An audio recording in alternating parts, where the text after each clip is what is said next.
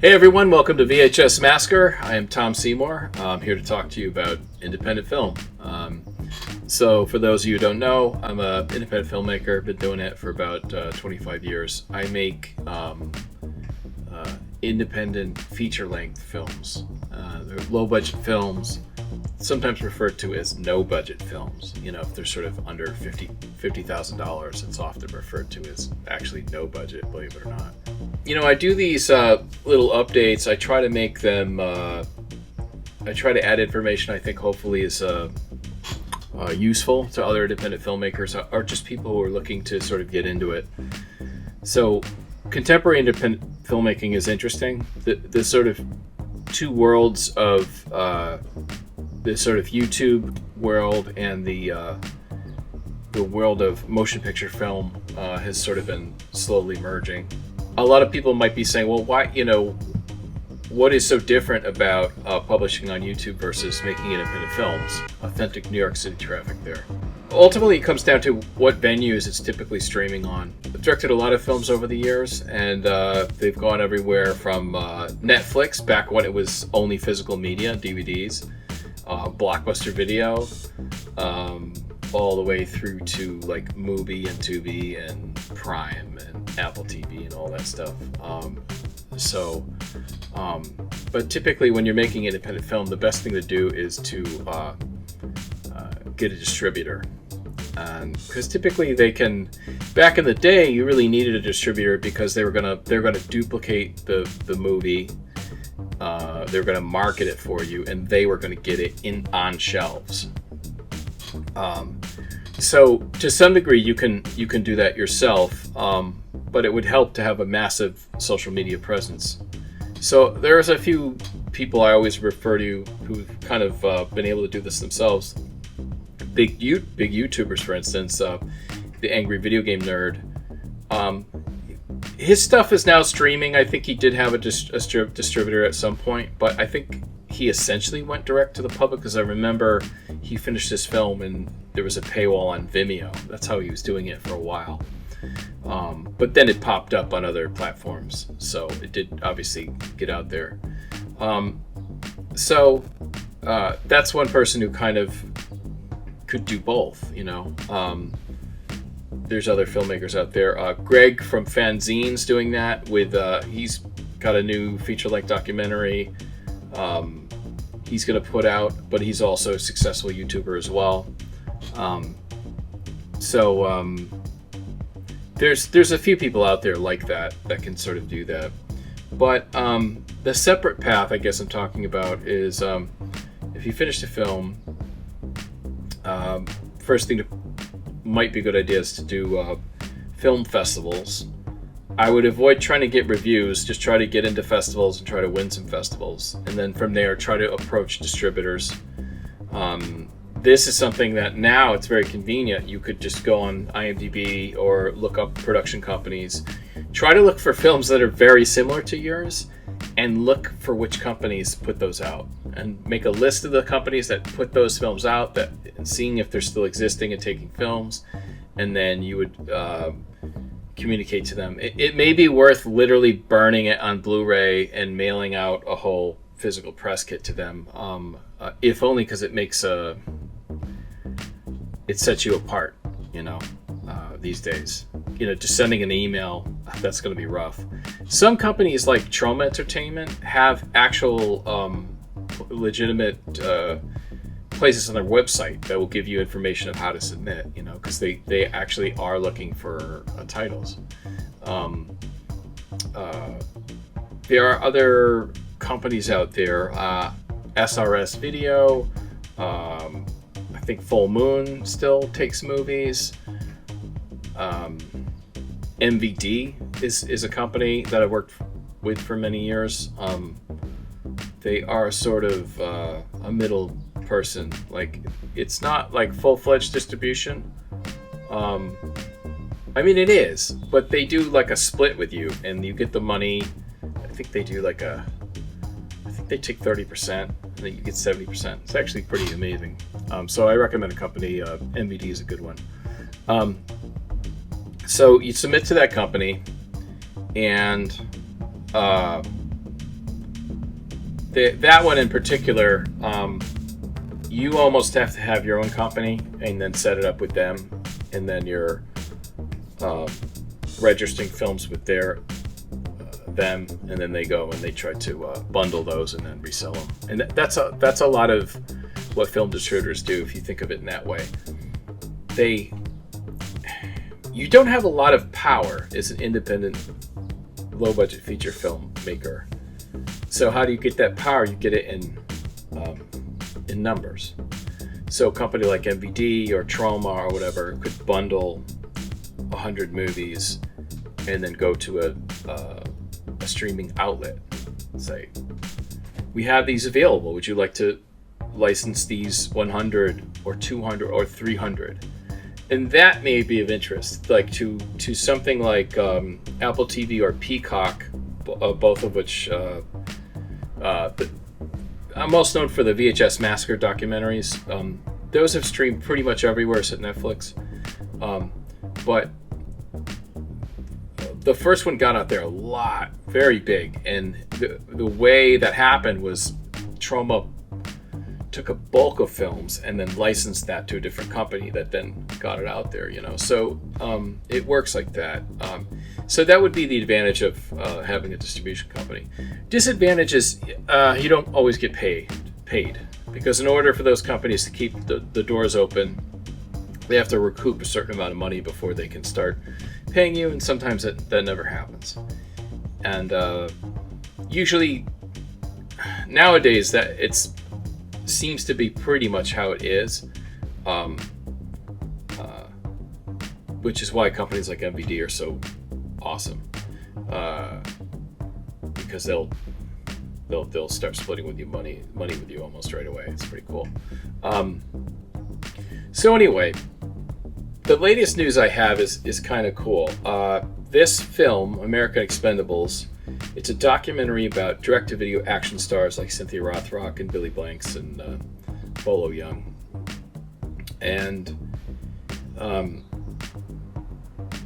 this story of how that film came to be is pretty interesting.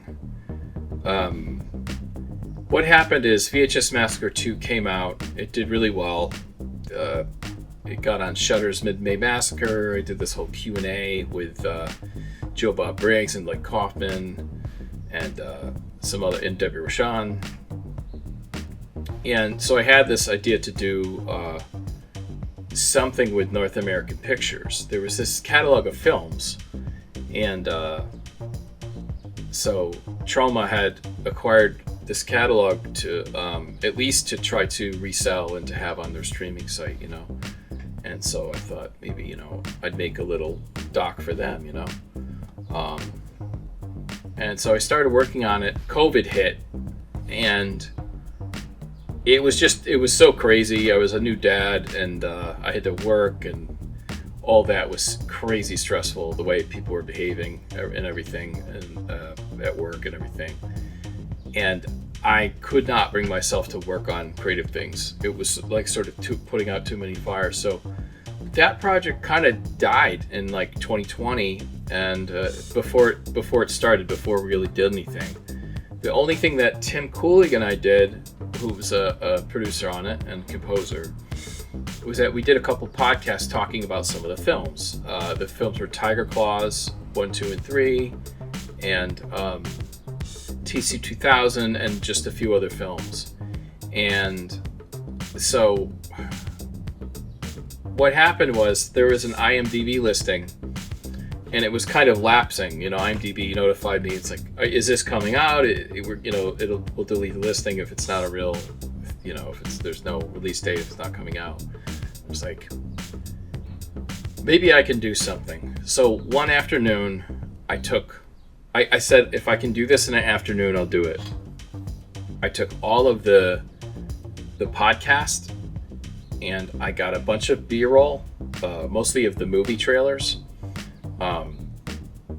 and I edited together this like 70-minute podcast with visuals, and it's like Tim Coolig and I narrating.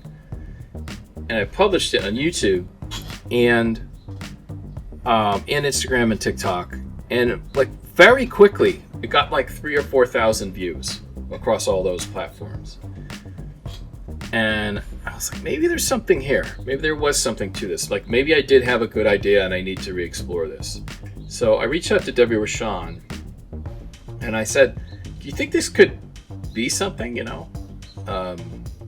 And she was like, yeah, I think so. And so she came on board and was able to get an interview with her, and then talk to James Richardson, who was very reluctant at first. And I'm like, James, because he's a college professor in the CUNY system. He's been studying martial arts his entire life. He's a new media technology professor, and in VHS Massacre 2, like, his segments are some of the people, at least on social media, they like him probably the most. And I was like, dude, this was made for you. So he's like, I'll do it. He sends me this interview. He doesn't think it's very good. I chop it up, and he sees it. He's like, oh, okay, that was good. And then Tim and I are in it. And then back in 2020, I tried to reach out to Cynthia Rothrock and just nothing. And I tried to reach out to Billy Blanks as well. So no one was... I think everyone was just freaked out. There wasn't a lot of casual back and forth. So I couldn't get a hold of either of those two. But early this year, I was like, I'm going to try one more time. So I reached out to the Cynthia Rothrock website, and I was like, there's a pretty awesome interview with Cynthia about the Tiger Claws films, and I was like, well, you know, can I have permission to use some of this stuff? And they're like, yeah, go for it. So I was able to get that interview, and then I spent 2 solid months kind of rebuilding the whole thing from the ground up, and basically finished it and submitted it to Troma.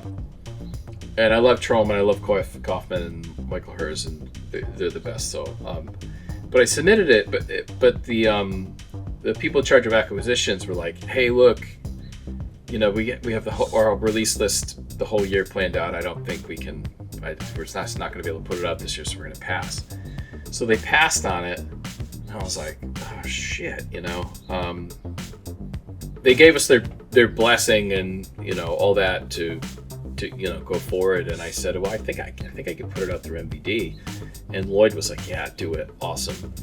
And so I recut a bunch of stuff for the MVD release, and then there's actually a few quality control notes that they gave me back, and I just refixed those recently. Then I finally uploaded the ProRes master actually just last week, and so there's an August 13th release date of that documentary, and I think it's going to be a fun little watch. One of the coolest things that just happened is, if you look here, I was searching on... The cool thing about MVD is you kind of... you give them the ball and they run with it. You give them permission to kind of sell and make the money the best way they can. So they work with a lot of awesome streaming platforms. So the first one I saw was Plex. So American Expendables documentary will premiere on Plex August 13th. I think I saw this listing here. This is some of the people that are in the actual films. It just says self because it's like archive footage. But then it's got Debbie and Lloyd, and actually John Brennan from The Last Drive-In, who's in it as well. So it's very early on, but I was really psyched. So Plex is really interesting too, right? Because I think a lot of us use that just as a media server. We'd have our movies on our computer hard drive, and then so if you could just watch them on your TV without having to transfer any files, you get the Plex app and you'd watch it on your TV through that app. And I guess, over the last few years, they've segued into like a full-fledged, kind of like a Tubi, which is, ad-based streaming, which is awesome. So it's going to premiere on Plex.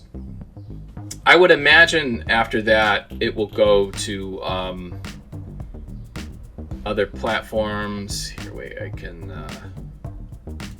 Let's look here.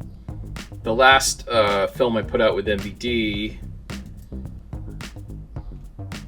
got on Tubi, Horror Central, Roku, Fossum, IndiePix, and DirecTV. So, like, honestly, that's pretty awesome. Troma put out VHS Massacre 2 and VHS Massacre.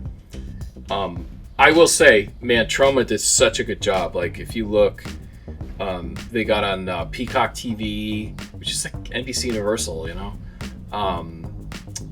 Mubi, which is more of an art house thing. I went back to school some years back, later in life. I'm in my 40s, and my classmate, I gave me some street cred because I had a film on Mubi, so some of the art students thought that was cool. But yeah, it just got out. It just got out everywhere. You know, it's really, really heavy distribution on that film, and so I think today it's still probably the most biggest thing I've ever done.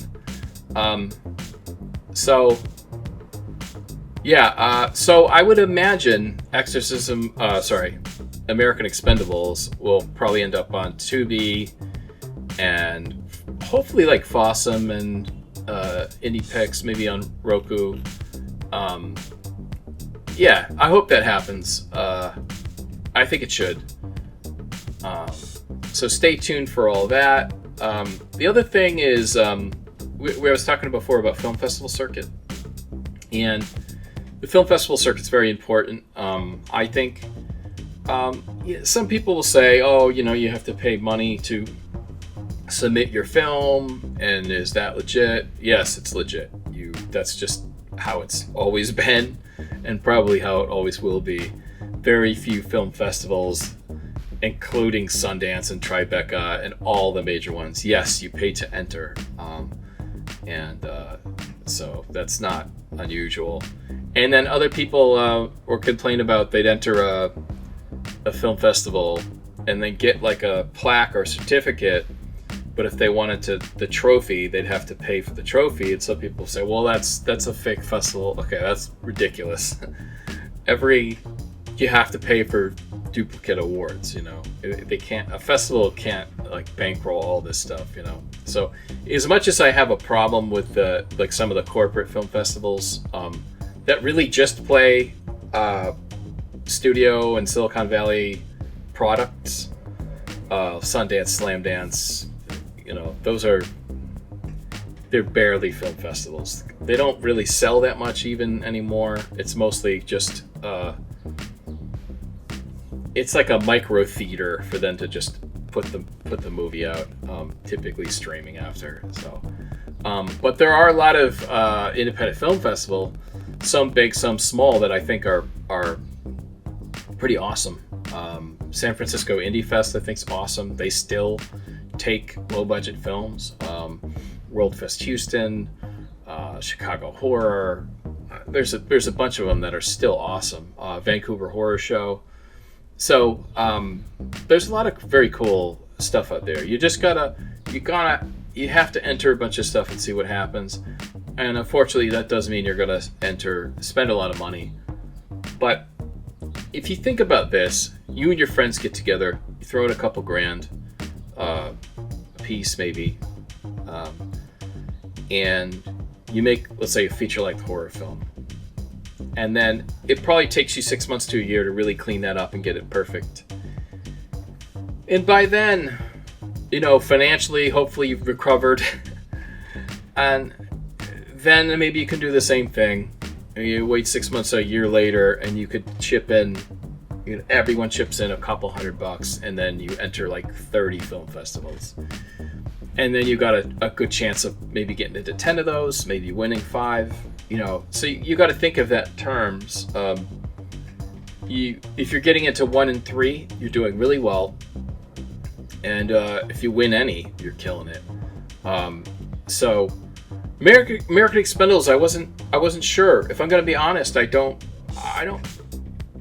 I don't know if it's the brass ring. I don't know if it's better than the other work I've done. It was just it's a smaller film. It's barely a feature. It's like 62 minutes. With documentaries, that's for features that's fairly normal. A lot of the VHS Massacre 2 is closer to 80 minutes, and I've done films that are 90 minutes, but docs, over an hour, you're looking good. But that being said, some of the places I've entered and we've gotten selections and wins are Independent Horror Movie Awards, because a lot of the films in this North American Pictures catalog it's a lot of horror and sci-fi. We got a Weekend of Fear. We won at the Sci-Fi Horror and Action Film Festival. Best score of Tim Kulig. Best editing, which is cool for me. And Paul Polino, who did the opening and closing credit sequences, which I think are some of the best part of the film. And then Cine Paris, we got an official selection there. Liftoff's a cool free one. If you enter, most likely you're going to get in if it meets the criteria. And then we've got some other nominations. So that's what we have so far. If you look at the statistic, oh look, there I am. I like seeing some of this breakdown here. It shows you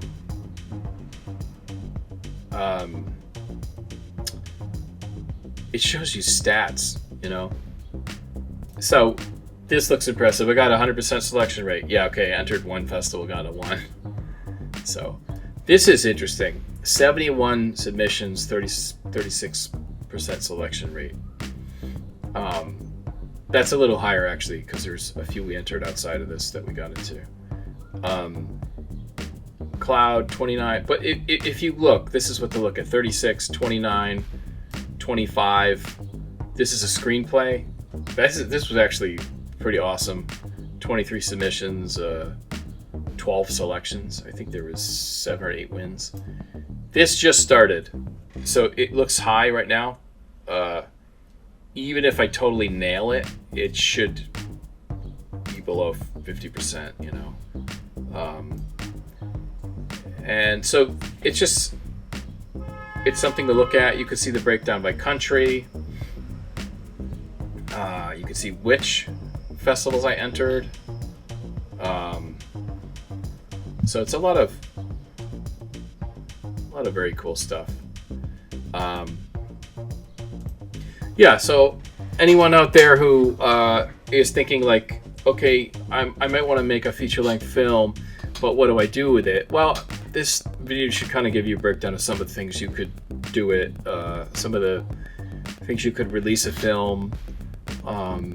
There is some money involved, and I understand money's real tight, trust me, but there's always power in numbers, and really you just need 2 friends who are interested in the same thing. And I did a series of videos called the $500 feature, because the VHS Massacre 1 and 2 were about $5,000, and then I did Exorcism of Fleet Marish, which is a $6,000 horror feature, but it had Ellen Muth and Maggie Champagne and Debbie Rochon, like very notable performers in the film. So, if you listen to those, you can see you can actually get named talent and still make a reasonably priced horror feature. So it can be done. I recommend the 9-day shoot. It's you take a Monday through Friday off. You shoot the weekend before. You shoot the whole Monday through Friday. You shoot the weekend after. That's 9 days, and then you rest because you're going to be trashed after that. And then maybe like a month later, you do a full weekend, Friday, Saturday, and that is all the stuff you need to do to complete the film. Either makeup stuff or reshoots, or just shooting the stuff you don't have. So that's actually that's an 11-day shoot. Yeah, it's an 11-day shoot. and it can be done. We did Exorcism of Fleet Marriage that way. Land of College Prophets, that was done. That was more of a 12-day shoot. Linda Betty was a full 14 days. I think that's the longest shoot I ever had. That was Linda Betty's like an hour, about an hour and a half. Everything Moves On, that's a comedic drama. That's an hour and a half. So, you know, it's it can be done, and if I can do it, you can do it. Anyway, so that's about all I have for now. Thanks for listening, and we'll see you next time.